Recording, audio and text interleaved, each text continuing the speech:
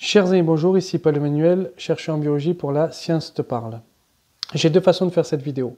Soit je la fais à la pseudélique, je vous lis les tweets du débat dont je vais parler, débat catastrophique dont je vais parler, et je fais du drama, mais la vidéo fonctionne. Soit je ne vous parle pas directement des tweets et des personnes, parce que ça n'est pas le plus intéressant, ce qui est intéressant c'est le fond, et c'est ce que je vais faire, donc ça risque d'être un peu laborieux, parce que si je ne lis pas les tweets, ça va l'être. Mais je n'ai pas le choix. En gros, de quoi je parle? D'une discussion qui a eu lieu hier, qui m'a posé beaucoup de problèmes, au point que j'ai eu du mal à trouver le sommeil cette nuit, entre deux professeurs d'université, chacun dans un champ disciplinaire différent, l'un est clinicien, l'autre est expérimental, et les deux se foutent sur la gueule, en caricaturant la recherche de l'autre, et la vision de la recherche de l'autre. Le seul problème de la caricature d'une vision de recherche et de ce que fait l'autre, eh bien, c'est que les complotistes peuvent s'en régaler pour peu qu'ils tombent là-dessus. Et si on va plus loin, je vous dirais que Casas Novas, il débouche la bouteille de champagne, il se dit « bien pour le business, merci beaucoup, fait print screen ». Et à partir de là, on est tous marrons. Bon. Aujourd'hui, hier, le clinicien demandait, c'est une discussion qui est sur une molécule, je ne vais pas en dire plus, le clinicien demandait à l'expérimentateur, voilà, un peu d'expérimentation, c'est formidable, quel est le pourcentage de molécules que vous avez étudiées qui arrivent sur le marché, c'est-à-dire des molécules qui sont utiles à l'humain, parce qu'on sait que c'est difficile de passer aussi de l'animal à l'humain. On en a parlé pendant presque 2h30, c'est un peu plus d'ailleurs, avec Nicolas Marty, sur l'expérimentation animale il y a quelques années. Vous avez la vidéo, vous allez voir sur cette chaîne. On parle de comment fonctionne le monde de la recherche. Et on débat. Et là, ce n'était pas un débat qu'il y a eu, c'est une insulte. Alors, pour répondre aux cliniciens, parce que l'expérimentateur ne l'a pas dit, c'est 2%. 2% des molécules étudiées dans le domaine biomédical, donc in vitro ou in vivo sur les animaux, arrivent sur le marché, donc sont utilisables chez l'humain après test clinique. 2%, c'est pas grand-chose. Sauf que ces 2% représentent 100% des molécules qui sont sur le marché.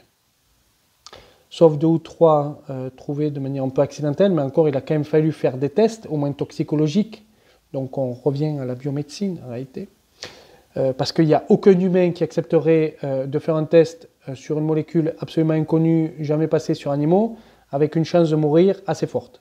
On n'est pas des nazis, je vous remercie. Les nazis l'ont fait, nous on ne le fait pas. Voilà. À un moment donné, il y a Helsinki 1964, l'éthique du patient, etc. Donc on ne fait pas. Bon, donc la biomédecine en a besoin, merci de le noter. 2% des molécules qui représentent donc 100% des molécules qui sont sur le marché. Et le clinicien nous dit, en fait, le chiffre est très faible. Alors, il ne dit pas 2%, il demande, mais le chiffre est très faible, donc quelque part, est-ce que la recherche biomédicale sert? Je vais poser une question et on va donner une analogie. Combien y a-t-il de violeurs, quel est le pourcentage de violeurs qui sont condamnés? Très peu. Je ne sais pas de combien il est, mais quand on fait les recherches, on s'aperçoit que c'est très peu. D'ailleurs, on vous dit qu'il y a beaucoup de femmes qui ne portent pas plainte parce qu'elles savent que de toute façon, ça n'aboutira pas. Donc on doit être dans ces chiffres-là, entre 2 et 10%, on va dire. Est-ce que vous estimeriez qu'il ne faut plus que les femmes portent plainte, qu'il n'y ait plus de policiers spécialisés et que les policiers ne doivent plus jamais, ou les gendarmes, enquêter sur les viols? Vous me direz, c'est complètement con comme idée. Et oui, c'est complètement con comme idée. Si on part du raisonnement du clinicien, à savoir que trop peu de molécules arrivent sur le marché, et que donc, et par des mots qu'il utilise, qui, moi, en tant que chercheur expérimentateur, et n'importe qui, ça va choquer, des ratanés sur une paillasse sale, par exemple, je citerai que ça, des tweets, sur la vingtaine ou trentaine de tweets qu'il y a. C'est très peu comprendre ce qui se passe et quelque part ça nous dit en fait il faut arrêter ce genre de recherche. Donc si on parle du viol, en fait il faut arrêter les enquêtes pour viol. Voilà. Vous allez me dire c'est débile, oui mais c'est débile. Mais le débat là il était débile. Je vous dis les complotistes ils vont se régaler. Lorsque vous écrivez, on va venir là-dessus, une demande d'expérimentation animale, vous l'envoyez à des comités qui sont des comités vétérinaires. Alors en tout cas je vous parle de ce qui se passe dans les pays développés.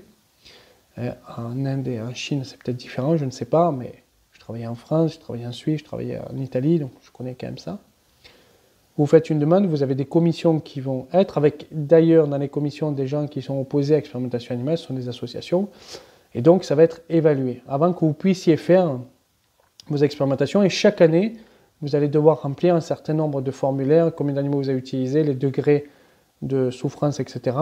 C'est aussi compliqué de créer ces demandes et d'avoir l'acceptation de ces demandes qui prennent plusieurs mois, l'acceptation de ces demandes, parce que vous avez des comités d'éthique, etc., que d'écrire et de faire valider des essais cliniques. Et si je le sais, c'est parce que je travaille aussi en essais cliniques. Moi, je suis entre les deux, entre le clinicien et le biomédical. Je fais beaucoup de biomédical. Maintenant, je suis un peu plus en clinique, donc je suis entre les deux.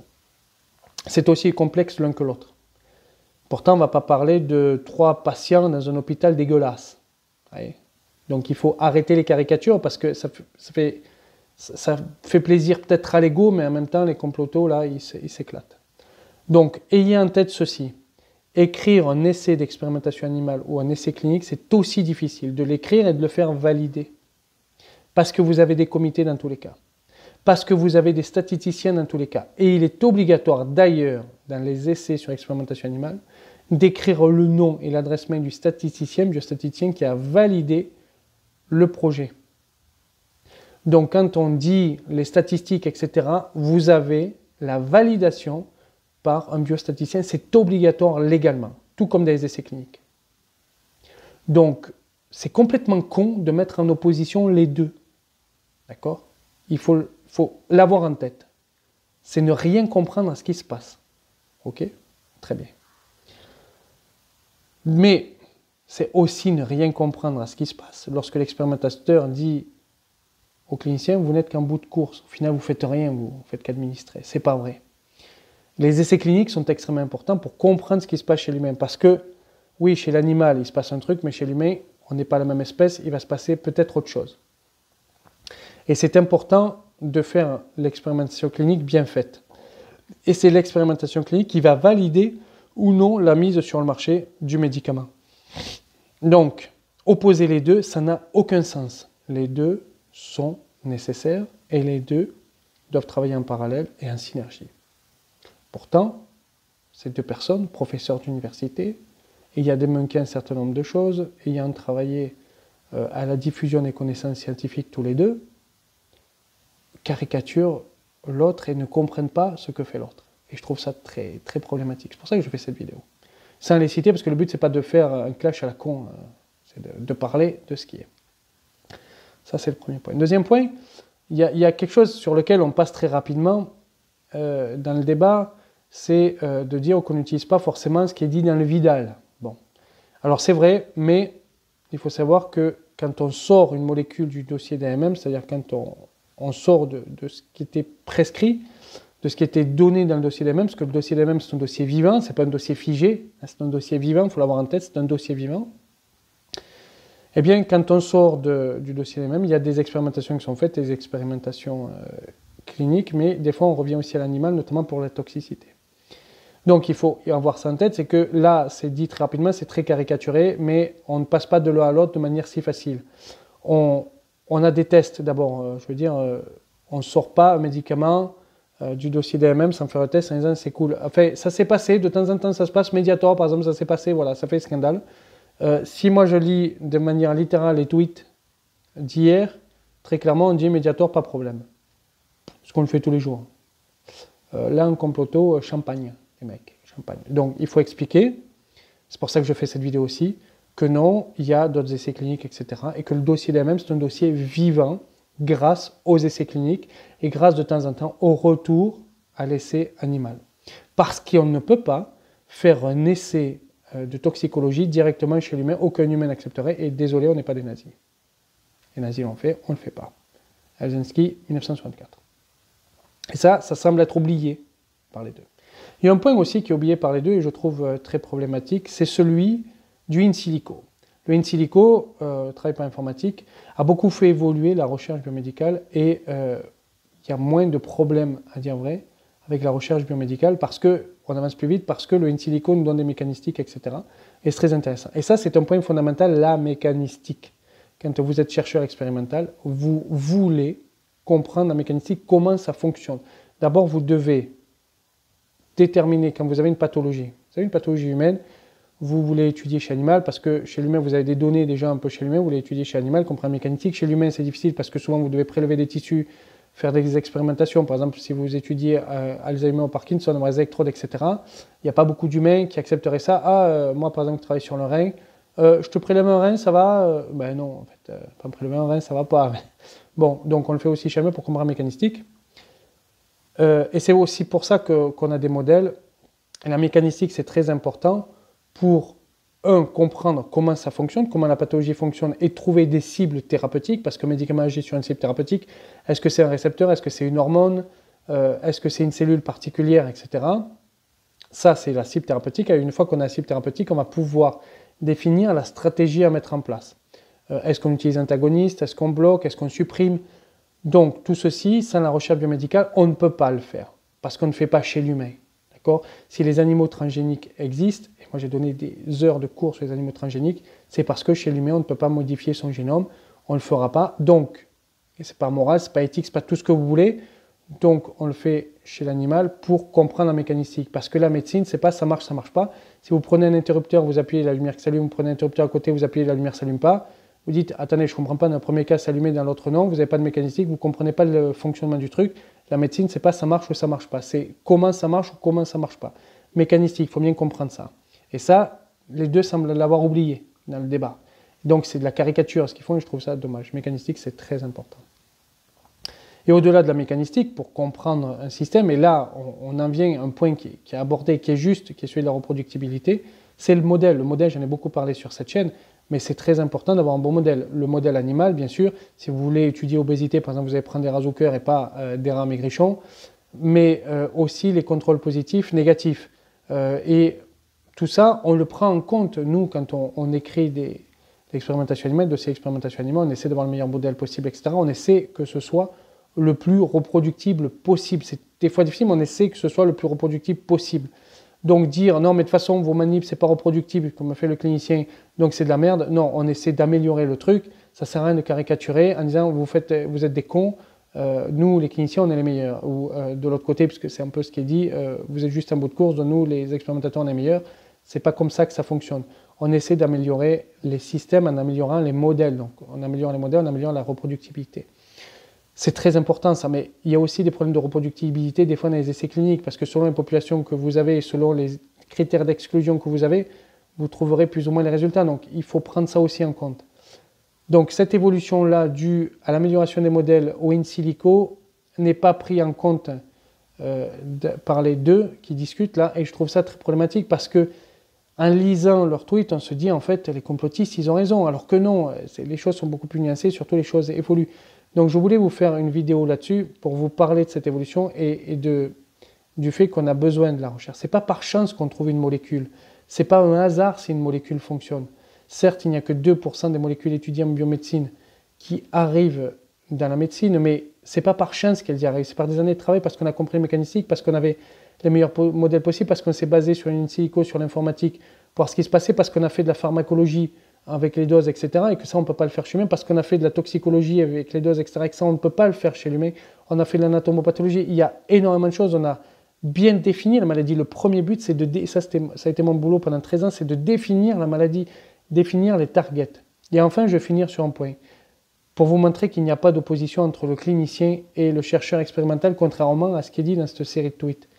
Les équipes qui fonctionnent le mieux sont les équipes pluridisciplinaires, où vous avez des cliniciens et où vous avez des chercheurs expérimentaux. Pourquoi? Parce que ce sont des équipes qui ont toujours à cœur le patient.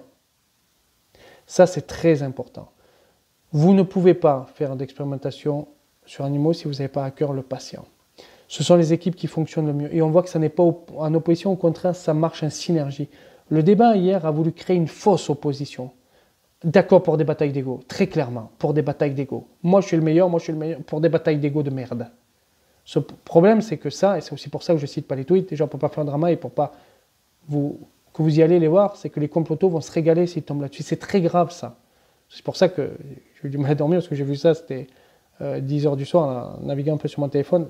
C'est très grave ce genre de truc. On peut pas caricaturer à ce point. Les équipes qui marchent mieux sont les équipes pluridisciplinaires. Moi j'ai fait ma thèse dans une équipe pluridisciplinaire, que ce soit à Padoue, mais également à l'hôpital européen Georges Pompidou, parce que j'étais dans les deux villes, en Italie et en France. Les deux étaient des équipes pluridisciplinaires, c'est ceux qui fonctionnent le mieux, qui ont le meilleur résultat. Voilà. Et enfin, sur les histoires d'impact factor, parce qu'on en discute souvent, ah non mais moi j'ai publié là, moi j'ai publié là. Un impact factor en clinique et en biomédecine n'a rien à voir. Un impact factor en clinique, c'est New England Journal à 120, 130, ZN7 à 100, je sais pas combien, JAMA qui explose. Un impact factor en biomédecine, c'est entre 5 et 15, déjà c'est bien. En clinique, entre 50 et 150, c'est bien, on est déjà à facteur 10. Donc ça ne sert à rien de comparer les impact factors sur des disciplines totalement différentes. Ah, ça sert à rien. Ça n'a pas de sens. Je sais qu'on en discute depuis plusieurs jours, mais ça n'a pas de sens. Il faut comprendre ce qu'est un impact factor. J'ai l'impression que beaucoup de gens ne comprennent pas. Il faut comprendre ce qu'est un impact factor. Hein. Voilà, je vous laisse là-dessus. J'espère que ça vous a été utile. Alors bien sûr, c'est un peu brouillon parce que je n'ai pas étudié, je ne fais pas du psychodélique. Je vais vous parler du fonctionnement de la recherche. J'espère que je vous en ai parlé là. N'oubliez pas, si vous avez des choses à retenir, 2% des médicaments, des molécules étudiées en biomédecine, en expérimentation, sortent sur le marché, mais ça représente 100% des molécules qui sortent. Premier point. Deuxième point, il n'y a pas d'opposition entre recherche fondamentale et recherche clinique parce que les deux doivent travailler en synergie. 3. Il y a une évolution de la recherche en biomédecine, la recherche expérimentale, par le in silico, mais aussi par l'amélioration des modèles animaux, notamment avec tout ce qu'on peut modifier génétiquement. C'est les 3 points que vous devez retenir de cette vidéo et la caricature du monde scientifique, du monde de la recherche, pour des questions d'ego, ça en fait très peur. On est dans une société où il y a de plus en plus de défiance envers la science, la recherche et la médecine, et ce genre de réponse de tweet que j'ai vu hier, très clairement, ça m'effraie. Je l'ai envoyé d'ailleurs à plusieurs personnes, et on est tous un peu choqués là, pour le coup. Donc faites attention à ce que vous tweetez. Voilà, ce sera le mot de la fin. N'oubliez pas de partager la vidéo, merci. N'oubliez pas de, si vous voulez aider pour les livres, on sait qu'il y a une maison d'édition qui est en train d'être créée pour les livres, vous avez Tipeee, vous trouverez en information. Merci, bonne journée, au revoir.